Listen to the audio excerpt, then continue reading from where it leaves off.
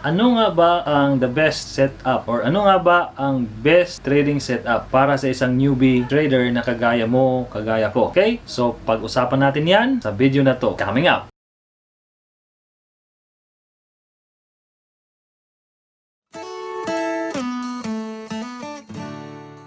Hello guys! Welcome back to my channel, and if you are new to my channel, please consider subscribing.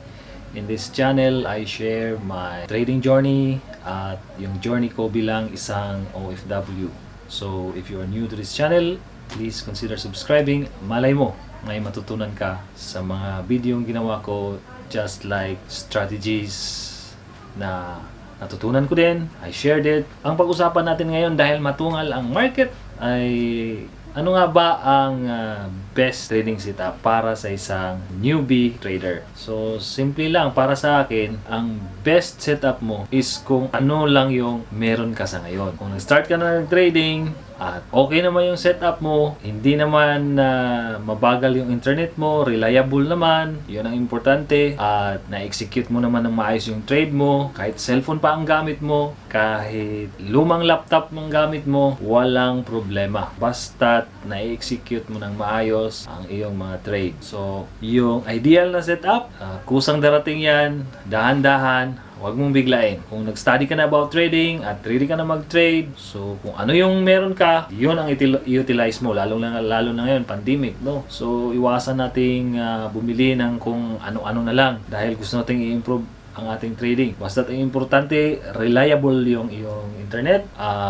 Kung cellphone ang gamit mo, at least hindi yung halimbawa bigla na lang namamatay or naglulubat. So, kung ma-execute mo ng maayos at meron kang broker na matino na hindi mabagal yung response, hindi naglalag, okay na yon. Ang gamit ko nga guys ay isang lumang Dell Inspiron N4030 na 2011 model pa, pero wala namang naging problema. Nag-upgrade lang ako ng hard drive, ginawa ko siyang solid state, at then nagdagdag ako ng RAM. So di na kailangang bumili ng bago para lang makapag-start sa pagti-trade.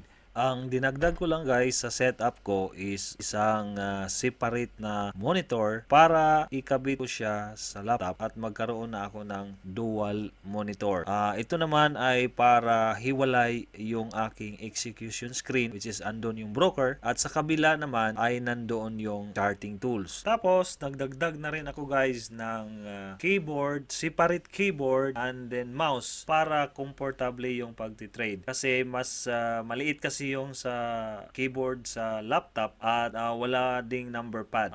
Itong keyboard ko, meron na siyang number pad para mas mabilis ang pag-type ng mga numbers, which is crucial, no, sa pagti-trade.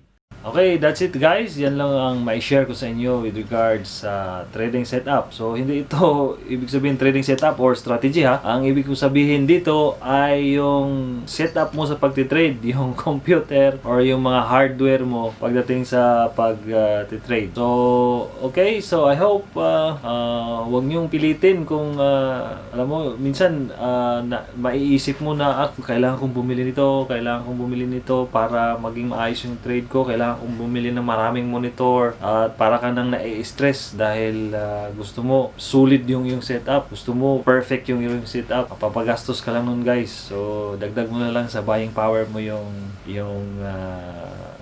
ibibili nun. So dahan-dahan lang, kung ano yung nagwo-workout, i-improve mo lang ng konti na hindi ka dapat pang gumastos ng pera, lalo na ngayon na pandemic nga, no? So save mo lang. That's it guys, and I will see you in the next one.